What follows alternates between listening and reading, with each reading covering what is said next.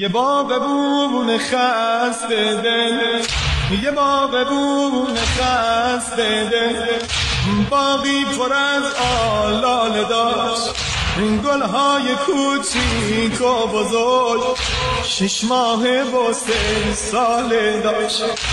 وقتی به باغش سر میزد دیگه غم و ماتم نداشت. با بودن یک باغ گل چیزی تو عالم کم نداشت، چیزی تو عالم کم نداشت. ای آبروی عالم، ای هستی تو مولا یا حسین.